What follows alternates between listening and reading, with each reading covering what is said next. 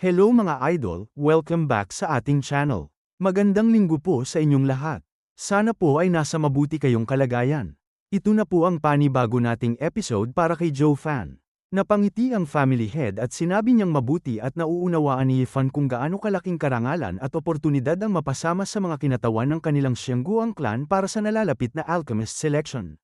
Masaya rin siya dahil malinaw na naiintindihan ni Fan kung gaano kahalaga ang misyong ito para sa kanilang pamilya.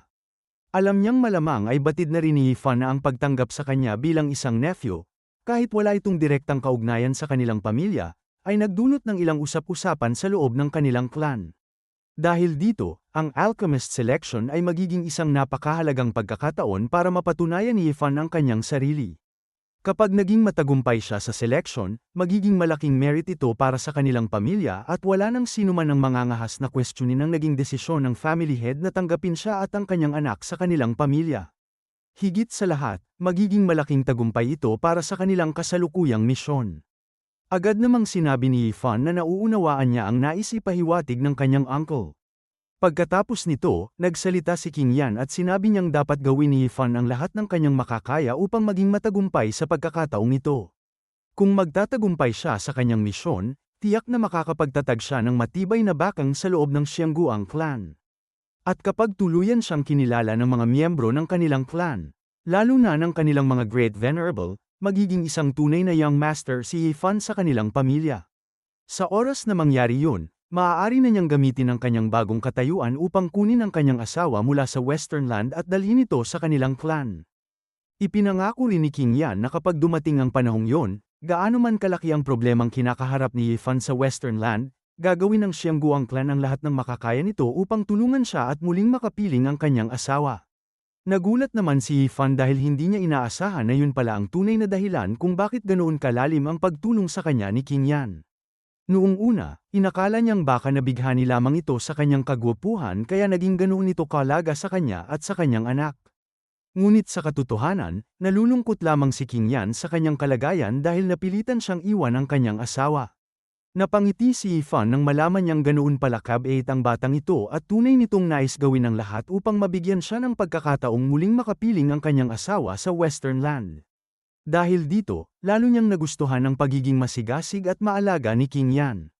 Subalit alam ni Fan na hindi ganoon kasimple ang sitwasyon. Ang kalaban niya ay hindi lamang isang ordinaryong Genesis stage martial artist. Sa kabilang panig ay naghihintay ang Heavenly Sovereign mismo, ang pinakamalakas na nilalang sa kasalukuyang Holy Land. Dahil dito, agad na sinabihan ng family head ang kanyang anak na huwag basta-basta mangako kay Fan ng mga bagay na maaaring hindi nila kayang tuparin. Kahit sila ay miyembro ng Xiangguang clan, hindi sila maaaring gumawa ng anumang hakbang na maaaring makasira sa reputasyon ng kanilang pamilya. Agad namang sinabi ni King Yan na nauunawaan niya ang sinasabi ng kanyang ama. Gayunpaman, iginiit ng family head na huwag mag-alala si Fan. Kilala rin ang Xiangguang clan sa Eastern Land at hindi sila isang pamilyang madaling takutin. Kung mapatunayan na tunay na unjust at unreasonable ang problemang kinakaharap ni Fan, bilang kanyang uncle ay tiyak siyang tutulong at susuporta sa kanyang pagtatangkang mabawi ang kanyang asawa. Kahit pa ang kaguluhang ito ay humantong sa pinakamalakas na puwersa ng Western Land, ang World Dragon Manor, tutulungan pa rin niya si Fan na makamit ang hustisya at muling makapiling ang kanyang asawa. Nang marinig yun ni Fan, napangiti siya at taos-pusong nagpasalamat sa kanyang uncle. Gayunpaman, hindi alam ng dalawa na ang problemang kinakaharap niya ay higit na komplikado kaysa sa kanilang inaakala. Hindi ito isang bagay na madaling maresolba, lalo na't ang tunay niyang kalaban ay mas makapangyarihan kaysa sa kanilang iniisip. Pagkatapos nito, ipinaalam ng family head na plano nilang ipadala sina Yulin at Fan sa paparating na alchemist selection na gaganapin sa loob ng Feiyun Manor. Dahil dito, inaasahan niya ang buong suporta ni King Yan para sa dalawa, lalo na't silang tatlo ang itinuturing niyang pag-asa ng Xiangguang clan. Ayon sa kanya, matatag at kalmado na ang cultivation ni Yulin kaya naniniwala siyang kaya nitong protektahan ang sarili. Si Fan naman ay may mababang cultivation, kahit alam nilang isa itong mahusay na alchemist. Dahil dito, nais niyang manatili si King Yan sa tabi ni Fan upang protektahan siya at tiyaking makakapasok ito sa alchemist selection. Agad namang sumang-ayon si King Yan at sinabi niyang huwag mag-alala ang kanyang ama dahil gagawin niya ang lahat upang matulungan si Fan. Para sa kanya, magiging malaking misyon din ito at hindi niya bibiguin ang Xiangguang clan. Pagkatapos ay tumingin siya kay Yifan at sinabi na mula ngayon ay kailangan na nitong makinig sa kanyang mga utos dahil siya ang magiging tagapagtanggol nito. Hindi rin magiging problema ang kanilang mga pagkakakilanlan dahil nakarehistro na ang kanilang mga pangalan sa Feiyun Manor. Napangiti si Yifan at nagpasalamat kay King Yan. Ngunit sa kanyang isipan, agad niyang naunawaan ang tunay na intensyon ng family head. Ang pagpapadala kay King Yan sa kanyang tabi ay hindi lamang para protektahan siya. Isa rin itong paraan upang patuloy siyang mamonitor. Mukhang hindi pa sapat ang magandang pag-arte na ipinakita niya kahapon upang tuluyang mawala ang suspecha ng Xiangguang clan laban sa kanya. Sa huli, sinabi ng family head na maaari nang magsimulang maghanda ang dalawa para sa paparating na alchemist selection. Ilang araw pa ang lilipas bago magsimula ang selection kaya naniniwala siyang sapat pa ang oras upang makapaghanda sina Yulin at Yifan. Agad namang lumabas si Yifan mula sa silid. Habang naglalakad, napaisip siya at napangiti. Mukhang magiging mas interesante ang mga susunod na mangyayari. Alam ni Yifan na isang malaking patibong ang alchemist selection na isinasagawa ng Chen Manor.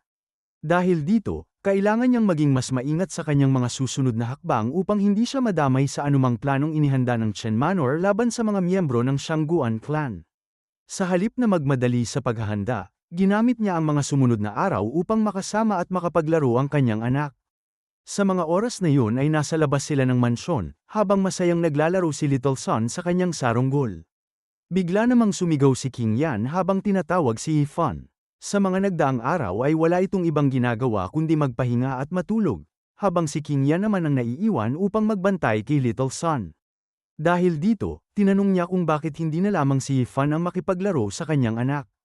Tutal, anak naman niya si Little Sun at hindi na bago sa kanya ang pag-aalaga rito.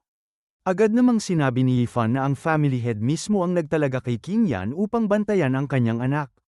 Kaya wala itong dahilan upang magreklamo dahil ginagawa lamang niya ang ipinag-utos ng kanilang family head.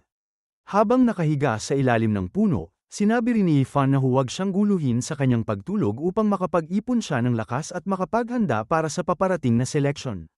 Nang marinig yun ni King Yan, lalo lamang siyang nainis. Tinanong niya si Yifan kung kaninong anak ba talaga si Little Sun. Hindi niya maintindihan kung bakit ganoon ang pakikitungo ni Yifan sa sarili nitong anak, lalo na't siya naman ang tunay na ama nito. Kung tutuusin, dapat ay si Yifan mismo ang gumugol ng oras upang makipaglaro sa kanyang anak.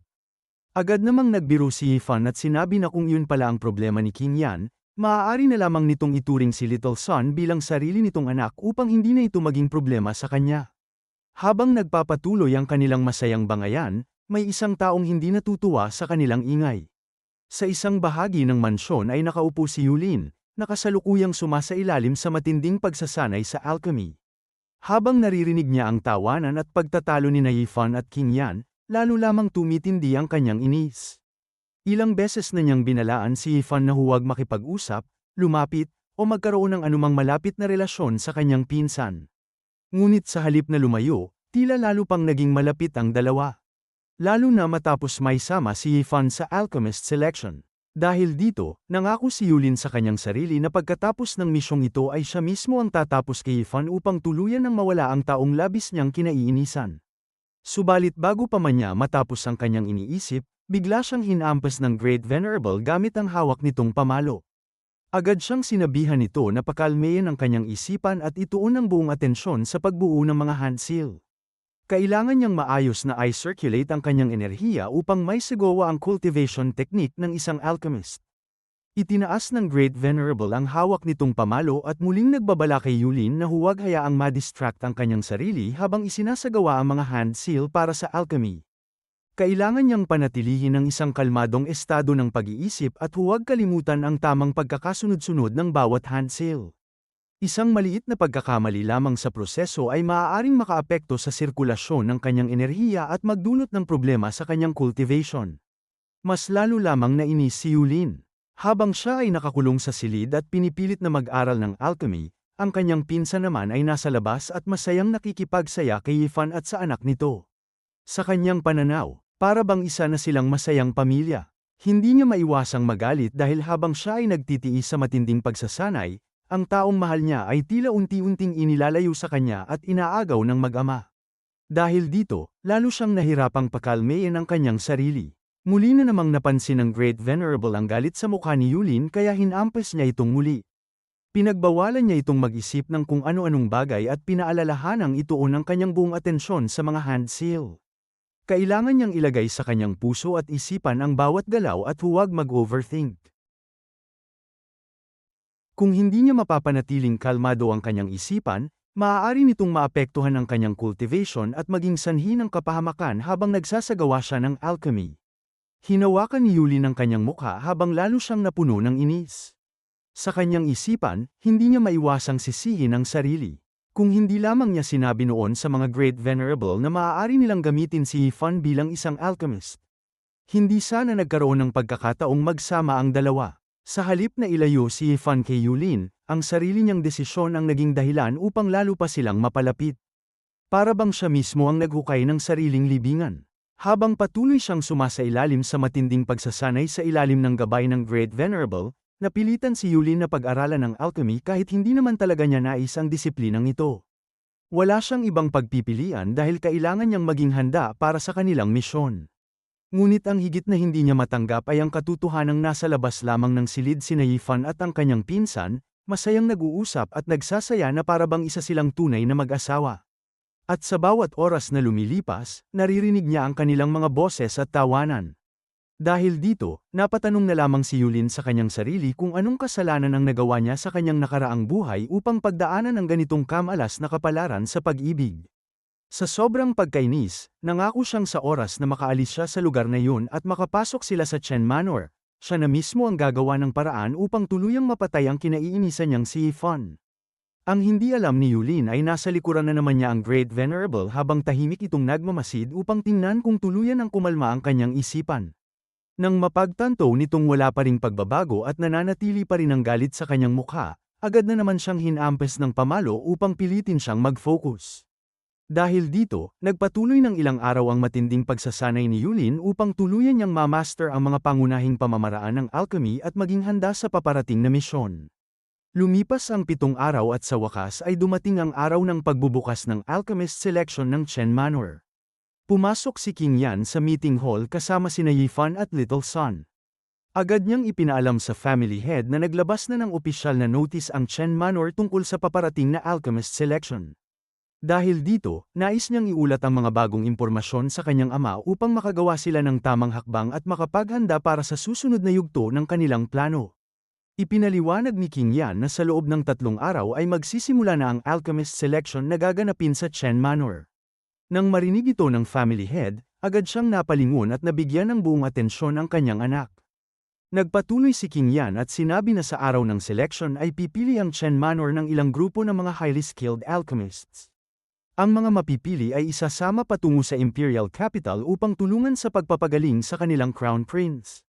Hindi pa nila alam kung ano mismo ang magiging pamantayan ng Chen Manor sa pagpili ng mga alchemist.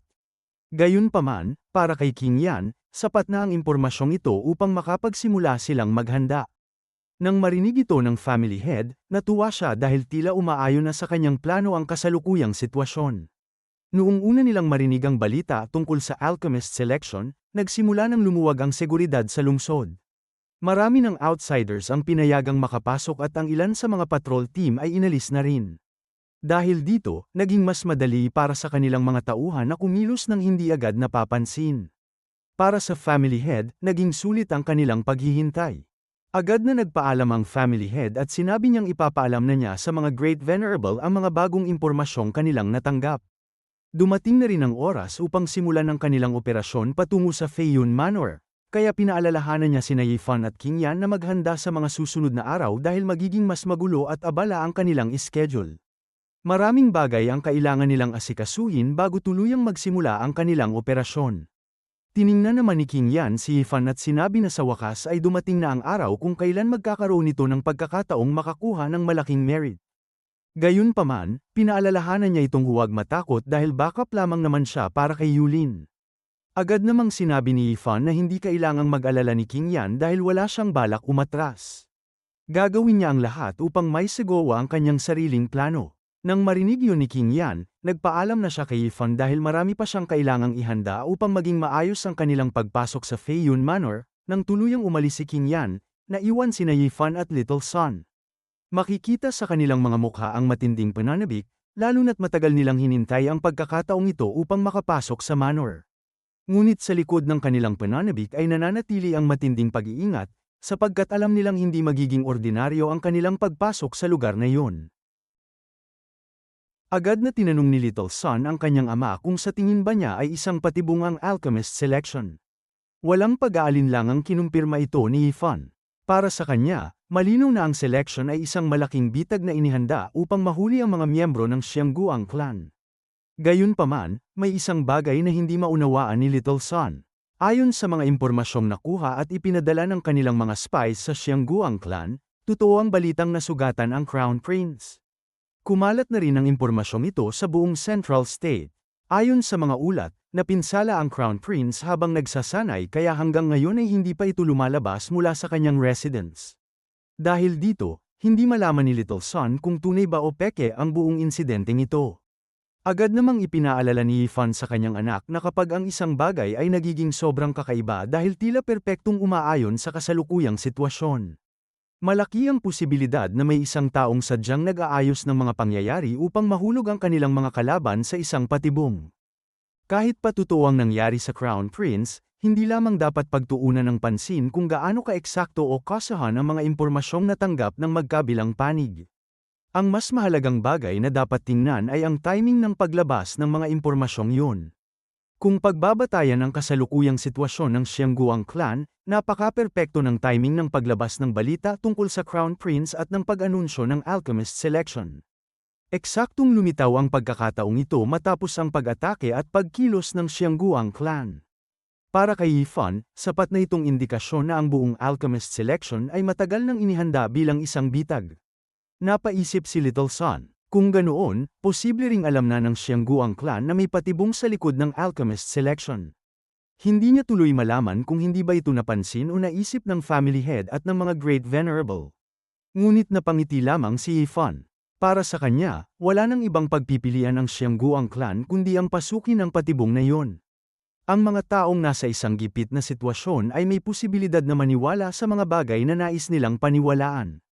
Kaya kahit alam ng Xiangguang clan na posibleng isang malaking bitag ang alchemist selection, gagawin pa rin nila ang lahat upang kumbinsihin ang kanilang sarili na hindi ito ganoon. Isa itong likas na katangian ng tao, ang greed o kasakiman. Ang matinding kagustuhan ng family head at ng mga great venerable na matapos agad ang kanilang misyon ang mismong dahilan kung bakit hindi nila kayang tanggapin na maaaring isang patibong ang pagkakataong nasa harapan nila. Hinawakan ni Yifan ang ulo ng kanyang anak at ipinaliwanag na para sa Xiangguang clan. Kaunti na lamang ang natitirang oras upang may sagawa ang kanilang misyon. Wala na silang ibang pagkakataong maaaring gamitin kundi ang alchemist selection na ito. Kaya kahit gaano pa katalino ang kanilang family head at mga great venerable, at kahit gaano ka-obvious ang patibong, hindi pa rin sila basta-basta aatras. Higit pa rito, kahit hindi perpekto ang pagkakagawa ng patibong, napaka-perpekto naman ito bilang paraan upang targetin ang Xiangguang clan. Eksaktong tinatamaan nito ang kanilang kasalukuyang sitwasyon at ang kanilang desperasyon na makuha agad ang secret weapon. Ngumiti si Yifan habang iniisip ang lahat ng ito. Para sa kanya, malinaw na hindi ordinaryong tao ang nasa likod ng planong ito. Kailangang isang napakatalino at bihasang strategist ang gumawa ng ganitong klaseng bitag. Ang bawat impormasyon ay lumabas sa tamang oras, ang bawat pagkakataon ay eksaktong tumama sa pangangailangan ng Xiangguang clan. Kailangan niyang maging higit na maingat sa bawat hakbang at bawat desisyong gagawin niya.